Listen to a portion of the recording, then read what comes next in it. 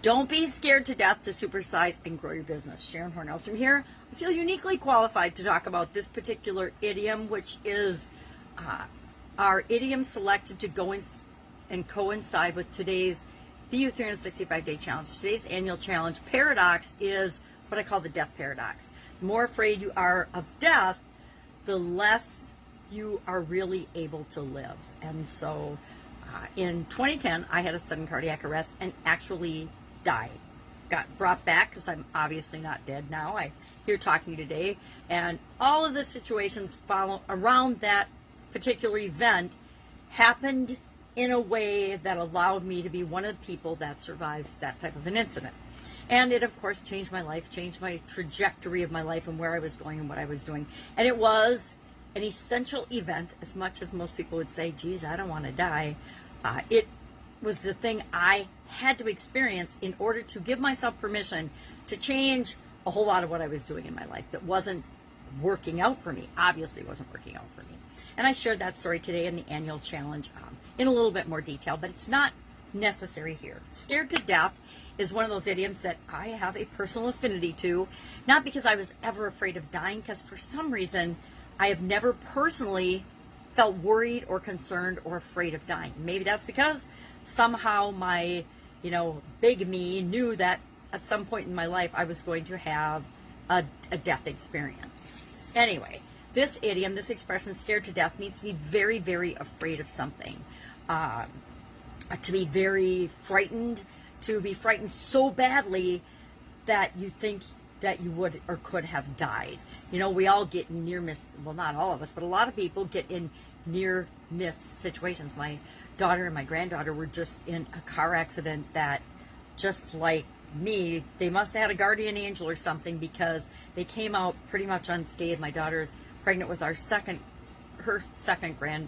daughter, my third granddaughter, but her second baby. And everything is fine with the baby. Everything is fine with her. All of her bruises are healing. And my granddaughter was sleeping, and all the airbags, everything went off, and it happened in such a way that she wasn't really hurt or harmed at all. So we all have those things that scare us to death, and then they impact how we behave going forward.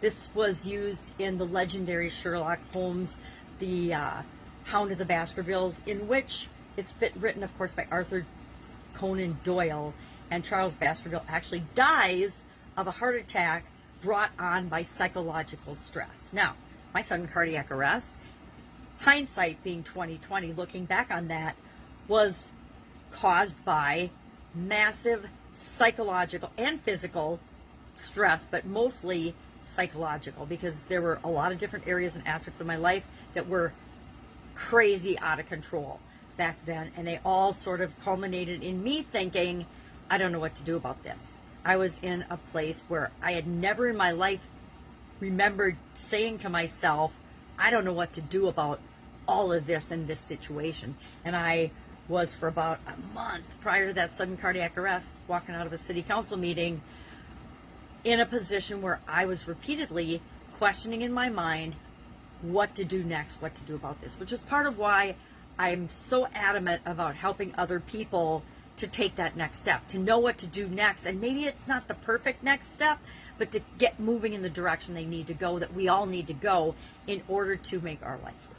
So I looked up some, how do you get over the fear of death, the fear of dying, things on the internet. And they, of course, had a list of 9 things that we can do to overcome the fear of death. And so in the challenge today, I just said, hey, on a scale of 1 to 10, 1 being not afraid, 10 being scared to death, how would you rate your fear of death right now? And then I gave this list of 9 different ways, 9 different things we can do to reduce our fear of death. Because guess what? If you're afraid of death or anything else, how likely are you to be building and growing and supersizing your business? You're not. Because every little thing, you're focusing on what could go wrong, all of the risks, and then you're not taking any action because you get frozen in your tracks, which is the same with our life. If we're afraid of anything, death especially, we will not do the things that we could possibly do to make our life better. So what are some ways that we can overcome the fear of death or the fear of anything else? Number 1, exercise. Move our bodies, change our physiology. Talked about this a lot. Number 2, meditation. Some of the most successful people, believe it or not, meditate. And if you don't know how to do it, there are millions of YouTube videos for free. There are millions of resources. All you have to do is Google it just like anything else and find the practice that works for you. I did, following my sudden cardiac arrest, a whole lot of learning and understanding and personal development growth, and tying back into understanding myself better. And meditation is one of the tools and the practices I learned following that and do every day. It's not on this list, but I actually have a hypnosis app that I listen to every single day. I think I was on day 404 in a row today of listening to at least one hypnosis session every single day, usually at night before I go to bed. 3, talk therapy and support. Join a support group of people that have been through death experiences. I think some of the best people to talk to, if you're going to do talk therapy, are somebody that's been through and overcome the fear of the thing that you have the fear of. So if you're afraid to quit smoking, find somebody who's quit smoking and find out how they did it. Join a support group to help you quit smoking.